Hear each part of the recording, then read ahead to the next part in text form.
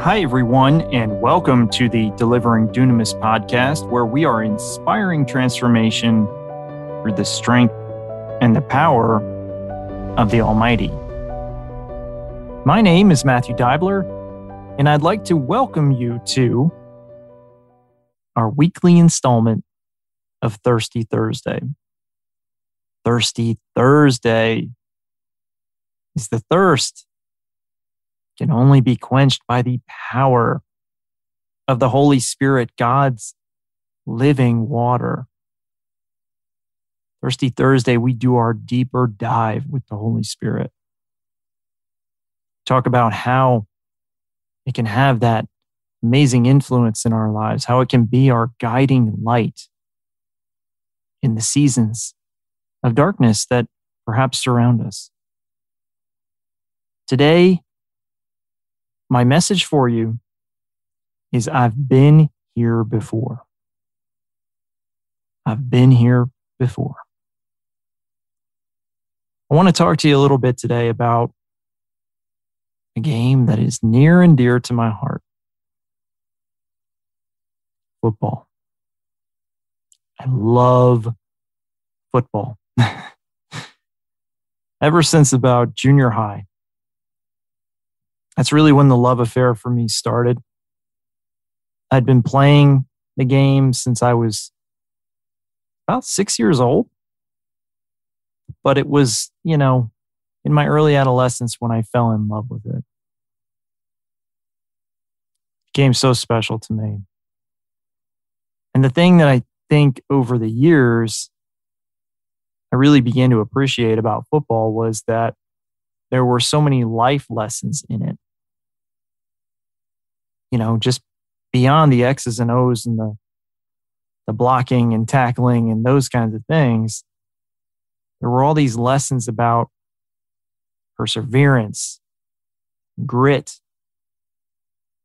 how to live your life through adversity,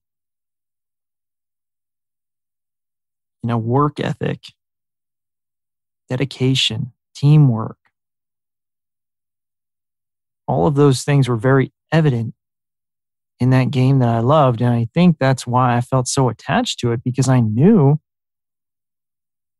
that it applied to so many areas in my life outside of just, what happened at practice or perhaps on a Friday night in a game.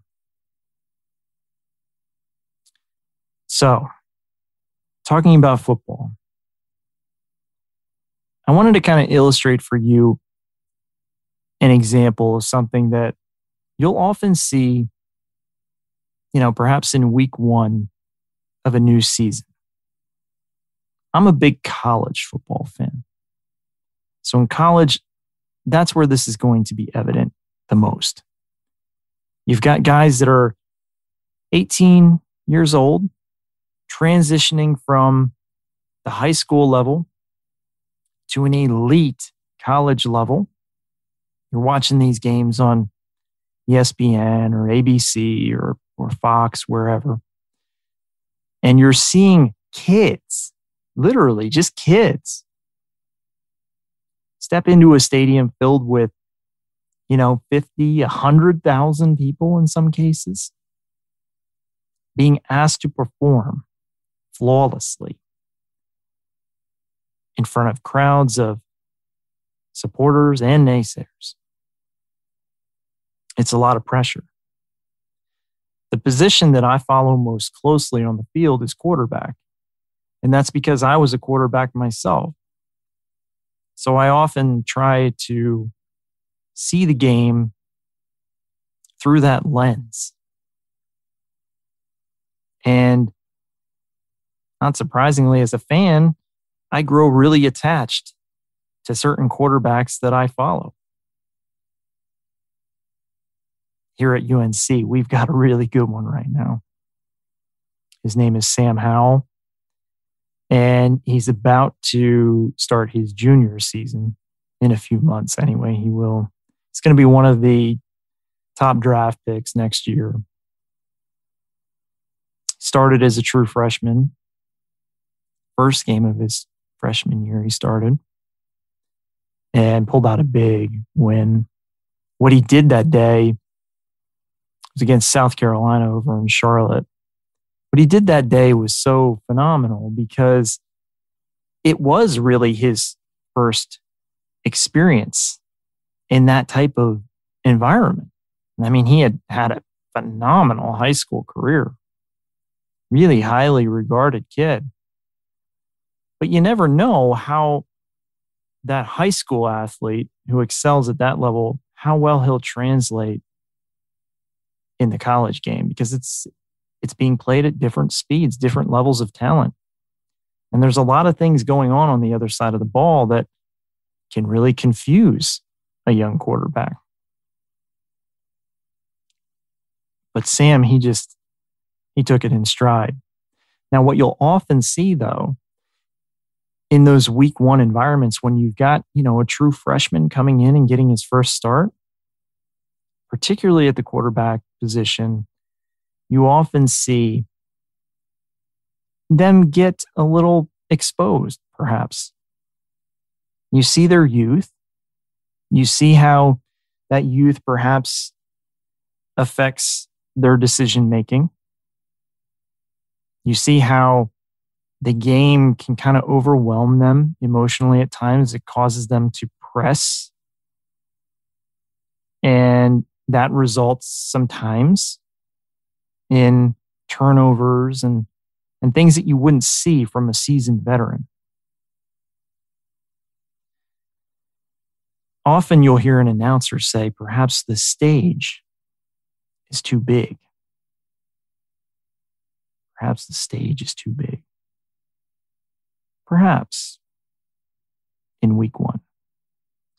But then, if the talent is there and, the commitment is there from that quarterback, by the time you get to kind of midseason, they usually start to hit their stride. The game slows down. And once the game slows down, the decision-making improves. Of course, the game doesn't literally slow down, but the way that they see it is different. Their reactions to things that are thrown at them are different. They're not moved, perhaps, by the crowd, the environment, and they're better able to dissect what is happening on the other side of the ball and make decisions to set their side of the ball up for success against it. Now, I want to relate this for a minute to what you see from God's adversary, from his opposition. Because the devil loves to take advantage of our vulnerability. The way that he often does that is he creates chaos. He puts us on like a spin cycle. Things are moving extraordinarily quickly. And our mind is racing to keep up. Emotionally, we're being pulled a million different directions. Like that freshman quarterback in his first start. You're hearing the roar of the crowd. You're trying to process what's coming your way from the sideline, the direction that you're being given. You're trying to keep up with the decisions that you're needing to make on the field in short order, the demands of the team. There's a lot going on right there. And in life, that's often how it is. You're like that freshman quarterback getting his first start. You're being thrown into the chaos, and the devil loves that chaos. He loves to keep you really guessing. He loves to keep your mind scattered. He likes to keep you distracted. He likes to keep you emotional. He wants you to make bad decisions because those bad decisions then lead to captivity. They lead to a seat on the bench. And God put you on that stage to shine. He put you on that stage to excel. Since we are surrounded by such a great cloud of witnesses, you're on that stage, that big stage, because God asked you to come there. Surrounded by this great cloud of witnesses, you're going to do His will. And it's going to glorify Him and lead to great fulfillment in your life if you can overcome perhaps the jitters and the hiccups of that first start when the devil is trying to keep you in that spin cycle, distracted by the chaos. What do you need in order to slow things down? Well, experience helps. Experience certainly helps, but you need the right type of experience. You need experience embodying and empowering the Holy Spirit. The Holy Spirit has the ability to slow things in your life down. The Holy Spirit gives you the ability to essentially read the defense. You know, as a quarterback, we often talk about how the defense likes to disguise coverage. So in a sense, they're kind of baiting you into making throws into areas where they've got defenders hidden. That's what often leads to interceptions. That's what leads to a really tough day for a young and inexperienced quarterback. The Holy Spirit has the ability to really make those disguises clear. Kind of outlines the game plan of the defense for you. It illuminates the deception. And so it is no longer deception. And you can plan your moves then accordingly, based upon what you see. And this I would call discernment. Based upon what you see through the lens of the Holy Spirit, you can check to the right call. The call that best exposes the weakness in the enemy, in the opposition. You can avoid the blitz. You can beat it through the strength of that vision that only God can provide.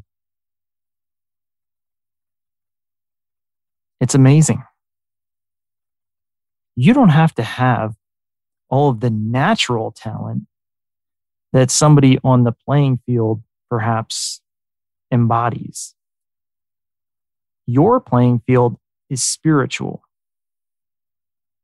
The talent that you need to excel in the spiritual realm is God-given. It's not about your natural strength or ability. It's about His. You don't have the capability to slow the spirit world down on your own, but God does. And He can make clear to you where the threats reside and how to be successful in spite of them, how to overcome them, how to be the victor in the midst of great chaos. And the better that you get at empowering that strength that we find in the Holy Spirit, the more you become a seasoned veteran in this arena filled with spiritual warfare.